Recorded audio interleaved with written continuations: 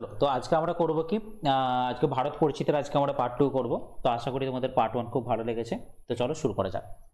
ঠিক আছে, দেখো বলছে নিচের কোন অঞ্চলটি ভারতের পশ্চিমতম দ্রাঘিমারেখার উপরে অবস্থিত। ঠিক আছে, পশ্চিমতম দ্রাঘিমারেখা, তাহলে তো মানে বুঝতেই পারছো সেটা কি হবে পশ্চিমতম যদি হয়, তাই না? তো এটা রাইট অ্যান্সার হয়ে যাবে কি জয়পুর। ঠিক আছে, রাজস্থানের জয়পুর হচ্ছে একদম তোমার পশ্চিমতম একটা কিন্তু দ্রাঘিমারেখার মানে অ্যাকচুয়ালি কি নির্দেশ করে, তাই না? আচ্ছা, চলো তাহলে নেক্সট প্রশ্নে যাই আমরা। চলো নেক্সট প্রশ্নে যাই। বলছে নিম্নে উল্লেখিত দক্ষিণ ভারতের 4টি রাজ্যের মধ্যে কোনটি বা কোনগুলির সর্বাধিক সংখ্যক রাজ্যের সঙ্গে সীমানা রয়েছে। তাহলে দেখো এখানে যদি বলো তুমি অন্ধ্রপ্রদেশ, এবং এখানে অ্যাকচুয়ালি মানে অন্ধ্রপ্রদেশ যদি বলো, অন্ধ্রপ্রদেশে কটা রয়েছে? অন্ধ্রপ্রদেশে রয়েছে তোমার কটা রাজ্য? অন্ধ্রপ্রদেশে দেখলাম তো আমরা 6টা রাজ্য দেখলাম, তাই না? অন্ধ্রপ্রদেশে 5টা রাজ্য দেখলাম আমরা। অন্ধ্রপ্রদেশ ছিল, আচ্ছা তারপর আর কি ছিল? মধ্যপ্রদেশ ছিল, ঝাড়খণ্ড ছিল, রাজস্থান ছিল, এগুলো সব আমরা দেখলাম কিন্তু 5টা করেছিল। আচ্ছা, এরপরে দেখো এবার কর্ণাটকে কিন্তু এখন মানে এসের সংখ্যা কিন্তু বেড়েছে। ঠিক আছে, মানে বর্তমানে শুধুমাত্র এখন কর্ণাটকই কিন্তু সব থেকে বেশি, ঠিক আছে, বেশি রাজ্যের সাথে সীমানা স্থাপন করেছে। ঠিক আছে, আচ্ছা চলো এরপর যেটা এইখানে অ্যান্সার যেটা হবে, তো এইখানে অ্যান্সারটা কিন্তু অন্ধ্রপ্রদেশ এবং কর্ণাটক দুটোই কিন্তু অ্যান্সার হয়ে যাবে, কারণ অন্ধ্রপ্রদেশও তোমার আপাতত এখন 5টা এবং কর্ণাটকও 5টা। ঠিক আছে, তো রাইট অ্যান্সার চলে আসবে অপশন সি চলে আসবে। কিন্তু এখন এখন অ্যান্সারটা কিন্তু কর্ণাটকের 6টা হয়ে গেছে এখন, কারণ তেলেঙ্গানাটা এখন ভাগ হয়ে গেছে। তেলেঙ্গানা ভাগ হয়ে যাওয়ার জন্য এক্সট্রা এখন চলে এসেছে একটা। তো রাইট অ্যান্সার আগেতে নেওয়া হয়েছিল এটা অন্ধ্রপ্রদেশ ও কর্ণাটক উভয়ই, কিন্তু এখন অ্যান্সার কিন্তু কর্ণাটক হয়ে যাবে। তাহলে আমি অ্যান্সার দেবো এখানে অপশন বি। ওকে, চলো নেক্সট প্রশ্নে যাই। বলছে সিকিমের ওপর দিয়ে বিস্তৃত অক্ষরেখাটি নিম্নলিখিত কোন রাজ্যের ওপর দিয়ে গেছে? দেখো অক্ষরেখা মানে কি, সিকিম এইখানে তো রয়েছে, এইরকম পজিশনে কে রয়েছে? তাহলে একমাত্র রয়েছে দেখো রাজস্থানই রয়েছে। তুমি একবার ভালো করে ম্যাপটা খুলে যদি দেখো তাহলে কিন্তু জিনিসগুলো ভালো করে তোমাদের কিন্তু নজরে পড়বে, যে সিকিমের একদম মাথায় মাথায় কোনটা আসছে দেখে নেবে, দেখবে রাজস্থান ছাড়া আর কিছু কিন্তু এখানে আসছে না। ঠিক আছে, আচ্ছা এরপরে দেখো যদি আমি তোমাকে এখানে বলি যে পাঞ্জাব কি, পাঞ্জাব হচ্ছে বলা হয়ে থাকে একে পঞ্চনদের দেশ বলা হয়ে থাকে। ঠিক আছে, একে বলা হয়ে থাকে কি পঞ্চনদের দেশ কিন্তু বলা হয়ে থাকে। আর হিমাচল প্রদেশ কি বললাম, আপেল রাজ্য বলা, গ্রীষ্মকালীন আর শীতকালীন রাজধানী তো আমি আগের ভিডিওতেই বলে দিয়েছি, তাই না? শীতকালীন রাজধানী এটা কি, শীতকালীন রাজধানীটা কি ধর্মশালা, তাই না? ধর্মশালা। আর গ্রীষ্মকালীন রাজধানী কি, গ্রীষ্মকালীন রাজধানী হচ্ছে তোমার সিমলা। হুম, আচ্ছা আর জানো তো জম্মু কাশ্মীর ও লাদাখ, জম্মু কাশ্মীর ও লাদাখ এখন কি হয়ে গেছে বলো তো? এখন দুটো কিন্তু ইউনিয়ন টেরিটরি হয়ে গেছে, বাকি কেন্দ্রশাসিত অঞ্চল হয়ে গেছে, কেন্দ্রশাসিত অঞ্চল হয়ে গেছে এখন 2019 সাল থেকে। ওকে, নেক্সট প্রশ্নে চলো। বলছে দেখো ভারতের কোনো একটি রাজ্যের কিছু বৈশিষ্ট্য, কোন রাজ্যে এই বিশেষ বৈশিষ্ট্যগুলি লক্ষ্য করা যায়? বলছে উত্তর রাজস্থানের সঙ্গে এটি একই অক্ষরেখা বরাবর রয়েছে। ঠিক আছে, রাজস্থানের সাথে একই অক্ষরেখা বরাবর। আচ্ছা নেক্সট দেখো এই রাজ্যের মোট আয়তনের 80%-এর অধিক অরণ্যাবৃত। ওকে, রাজ্যের অরণ্যাবৃত অংশের 12% সংরক্ষিত অঞ্চল। তাহলে দেখো একটাই তোমার হাতে এখানে অপশন থাকবে, সেটা হচ্ছে কি তোমার অরুণাচল প্রদেশ। ঠিক আছে, একটাই থাকবে কি অরুণাচল প্রদেশ, তাছাড়া এখানে রাজস্থানের সাথে কেউ কিন্তু মিল আসছে না। ঠিক আছে, আচ্ছা এবার দেখো আমাদের কয়েকটা জিনিস রয়েছে, সেটা হচ্ছে কি তোমার উত্তরাখণ্ড, আসাম এবং হিমাচল প্রদেশ। তো এখান থেকে যদি বলা যায় যে আসামে কিন্তু মনে রাখবে, আসামে কিন্তু তোমার বৃহত্তম নদী বদ্বীপ রয়েছে, আসামে কিন্তু রয়েছে বৃহত্তম নদী বদ্বীপ, সেটা কি তোমার মাজুলি দ্বীপ। ঠিক আছে, মাজুলি দ্বীপ রয়েছে আসামেতে। আর আসামেতেই কিন্তু সব থেকে ছোট দ্বীপও কিন্তু রয়েছে। ঠিক আছে, তো ছোট দ্বীপটার নাম হচ্ছে কিন্তু উমানন্দ দ্বীপ, উমানন্দ দ্বীপ। আসামেতেই বড় দ্বীপ রয়েছে নদী মধ্যস্থ মাজুলি দ্বীপ, সেটা কি ব্রহ্মপুত্র নদীর ওপরে, ব্রহ্মপুত্র নদীর ওপরে, এবং ব্রহ্মপুত্র নদীর ওপরে রয়েছে কিন্তু উমানন্দ দ্বীপ, যেটাও কিন্তু একটা খুবই ছোট। ওকে, আচ্ছা উত্তরাখণ্ডকে কি বলা হয়ে থাকে? উত্তরাখণ্ডকে বলা হয়ে থাকে দেবতাদের বাসভূমি বলা হয়, দেবতাদের বাসভূমি বলা হয়ে থাকে। আর হিমাচল প্রদেশ তো আমি বলে দিয়েছি। আর অরুণাচল প্রদেশের আগে নাম ছিল মনে রাখবে নেফা নাম ছিল, নেফা, এটা কিন্তু পরীক্ষায় পড়ে থাকে। উত্তরপ্রদেশের অরুণাচল প্রদেশের আগে নাম ছিল কি নেফা। আচ্ছা চলো, আর হ্যাঁ মনে রাখবে উত্তরাখণ্ড থেকে কিন্তু গঙ্গার উৎপত্তি, উত্তরাখণ্ড থেকেই কিন্তু গঙ্গার উৎপত্তি। এবার দেখো গঙ্গার যদি বলে দৈর্ঘ্য কত, গঙ্গার দৈর্ঘ্য মনে রাখবে 2510 কিলোমিটার। তো এটা হচ্ছে ইন্ডিয়ার মধ্যে মানে দীর্ঘতম নদী হচ্ছে গঙ্গা, ইন্ডিয়ার মধ্যে দীর্ঘতম। ক্লিয়ার? আচ্ছা যদি আমাদের বলে উচ্চতম জলপ্রপাত কোথায়, উচ্চতম জলপ্রপাত কোথায় রয়েছে, উচ্চতম জলপ্রপাত কিন্তু কুঞ্চিকলকে বলা হয়ে থাকে উচ্চতম জলপ্রপাত।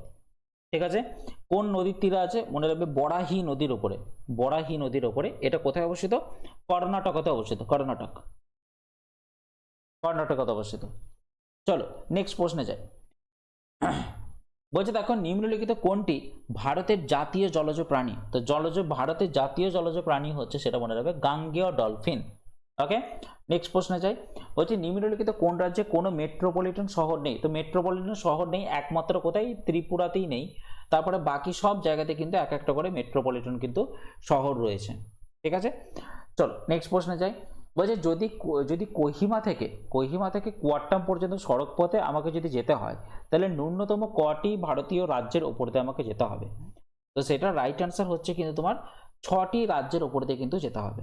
ঠিক আছে চলো, বলছে মণিপুর, মিজোরাম এবং অরুণাচল প্রদেশের রাজধানীগুলি হলো যথাক্রমে, মণিপুরের রাজধানী কি, মণিপুর হচ্ছে তোমার ইম্ফল, মিজোরাম হচ্ছে কি আইজল এবং অরুণাচল প্রদেশ কি ইটানগর। তাহলে অপশন সি হয়ে গেল আমাদের কিন্তু এখানে রাইট অ্যান্সার। ঠিক আছে, আগরতলা কি বলতো, আগরতলা মনে রাখবে ত্রিপুরার রাজধানী আগরতলা। মেঘালয়ের রাজধানী কি, মেঘালয়ের রাজধানী হচ্ছে শিলং। চলো নেক্সট প্রশ্নে যাই। বলছে নিচের কোনটি কেরলের একটি উপকূলীয় জেলা, ঠিক আছে কেরলের একটি কি উপকূলীয় জেলা, তাহলে এটা রাইট অ্যান্সার হবে কিন্তু কোভালাম। ঠিক আছে কোভালাম হয়ে যাবে এখানকার কিন্তু রাইট অ্যান্সার। ক্লিয়ার? আচ্ছা চলো নেক্সট প্রশ্নে যাই। বলছে দেখো আন্দামান ও নিকোবর দ্বীপপুঞ্জ সমূহ পরস্পর থেকে বিচ্ছিন্ন হয়েছে যার দ্বারা, তো আন্দামান ও নিকোবর দ্বীপপুঞ্জ পরস্পর থেকে মানে বিচ্যুত হয়েছে কিন্তু 10 ডিগ্রি চ্যানেল দ্বারা কিন্তু বিচ্যুত হয়েছে। আর 8 ডিগ্রি এবং 9 ডিগ্রি চ্যানেল তো আমার এখানে বারবার আগের চ্যানেলে বলা, আগের ভিডিওতে বলা হয়ে গেছে, তো আগের ভিডিওটা যারা একবার অবশ্যই দেখে নেবে তারপরে কিন্তু তোমরা এই ভিডিওতে আসবে। ঠিক আছে আচ্ছা চলো, বলছে দেখো নিচের কোন রাজ্যটিতে কখনোই সূর্যের লম্বরশ্মি পতিত হয় না, তাহলে লম্বরশ্মি পতিত হবে না কোথায়, একমাত্র শ্রীনগরেতে পতিত হবে না। যারা মনে রাখবে নিরক্ষরেখা ও কর্কট ক্রান্তি রেখা ও মকর ক্রান্তি রেখার কাছাকাছি যারা থাকবে, মকর ক্রান্তি রেখার কাছাকাছি যারা থাকবে তারাই একমাত্র কিন্তু লম্ব সূর্যরশ্মি পাবে, তাছাড়া কিন্তু কেউ পাবে না। তাহলে এখানে শ্রীনগর কিন্তু কর্কট ক্রান্তি রেখা থেকে অনেকটাই উপরে, তাই ওখানে কোনোদিনই কিন্তু সূর্যের লম্বরশ্মি পতিত হবে না, সবসময় তির্যকভাবে কিন্তু পতিত হবে। ঠিক আছে চলো, বলছে ভারতের উপকূল রেখার আনুমানিক দৈর্ঘ্য কত, দেখো উপকূল রেখার আনুমানিক দৈর্ঘ্য কিন্তু আমি বলে দিয়েছিলাম, সেটা হচ্ছে কত 7516.6 কিলোমিটার। ঠিক আছে এইটা হচ্ছে কিন্তু রাইট অ্যান্সার, তাহলে বুঝতে পারছো এখানে অপশন ডি হয়ে যাবে। আচ্ছা এখান থেকে আরেকটা পড়ে স্থলসীমার দৈর্ঘ্য কিন্তু পড়ে, স্থলসীমার দৈর্ঘ্য, তো স্থলসীমার দৈর্ঘ্যটা মনে রাখবে 15,200 কিলোমিটার, 15,200 কিলোমিটার। আচ্ছা আরেকটা বলে দিই, দীর্ঘ যদি বলা হয়, দীর্ঘ সমুদ্র সৈকত কোথায় আছে, দীর্ঘ সমুদ্র সৈকত কোথায় রয়েছে, সেটা মনে রাখবে চেন্নাইয়ের মেরিনা বিচ, চেন্নাইয়ের মেরিনা সৈকত, যেটা দৈর্ঘ্য হচ্ছে মনে রাখবে 13 কিলোমিটার। ঠিক আছে আচ্ছা আর কিছু প্রশ্ন বলে দিই, আর কিছু প্রশ্ন দেখো বৃহত্তম লবণাক্ত হ্রদ কোথায় আছে, লবণাক্ত হ্রদ সেটা হচ্ছে কিন্তু চিল্কা। ঠিক আছে কোথায় অবস্থিত, ওড়িশাতে অবস্থিত, ওড়িশা। ঠিক আছে আচ্ছা যদি বলে বৃহত্তম সমুদ্রদ্বীপ, তাহলে এটা রাইট অ্যান্সার কি হবে, মধ্য আন্দামান দ্বীপ। ঠিক আছে চলো, বলছে দেখো ভারতীয় ভূভাগ প্রকৃতপক্ষে যার অংশ সেটি হলো কি, সেটা রাইট অ্যান্সার হচ্ছে কি তোমার গন্ডোয়ানা ল্যান্ড। ওকে চলো, বলছে নিম্নলিখিত কোন দেশটি আন্দামানের নিকটতম, তো আন্দামানের নিকটতম কোনটা, তো আন্দামানের নিকটতম হবে কিন্তু তোমার এখানে শ্রীলঙ্কা হয়ে যাবে। কিন্তু একবার হোল্ড করো, একবার হোল্ড করো, আমি আবার কনফার্ম হয়ে নিই।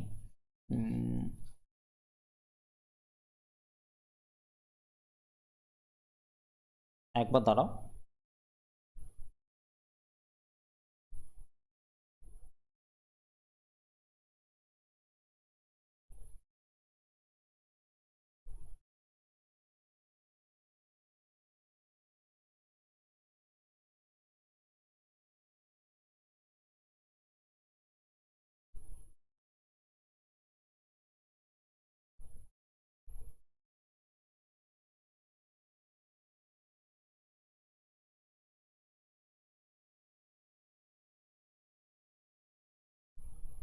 হ্যাঁ, তো এটা রাইট অ্যান্সার হয়ে যাবে কি মায়ানমার হয়ে যাবে তোমার, কিন্তু এটা রাইট অ্যান্সার, ঠিক আছে, মায়ানমার।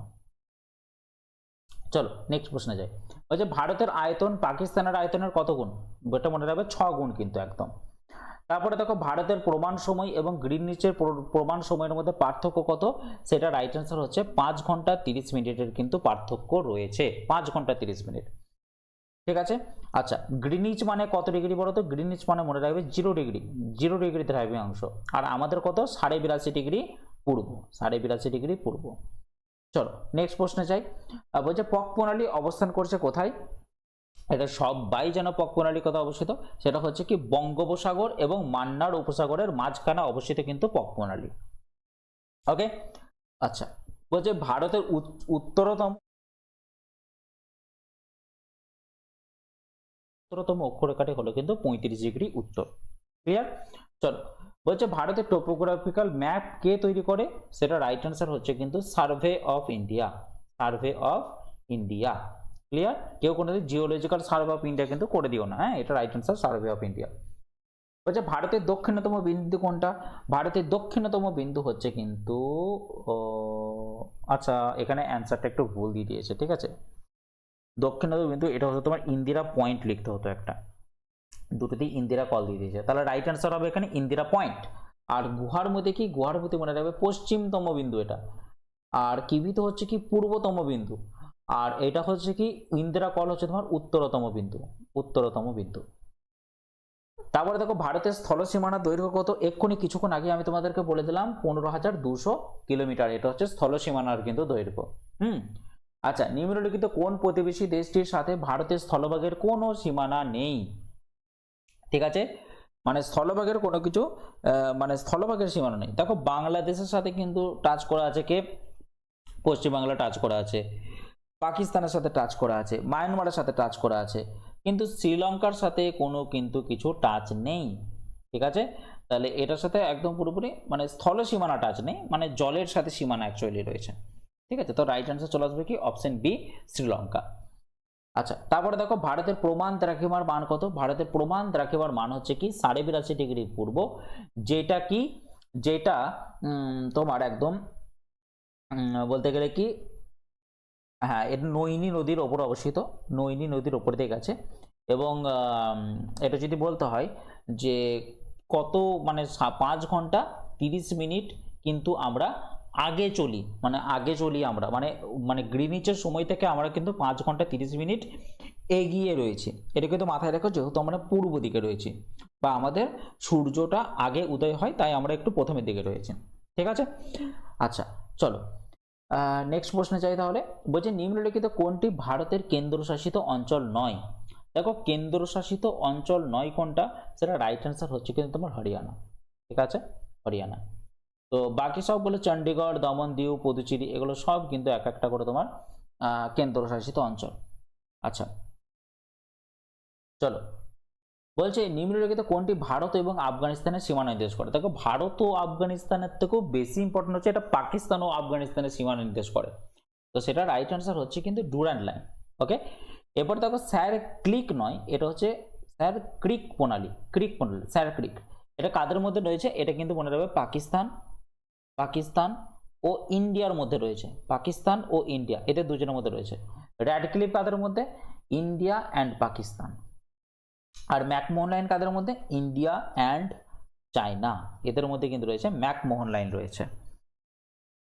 আচ্ছা চলো, তাহলে আজকের জন্য আপাতত এখানেই শেষ করলাম, তো আবার দেখা হবে তোমাদের সাথে নেক্সট সেশনে।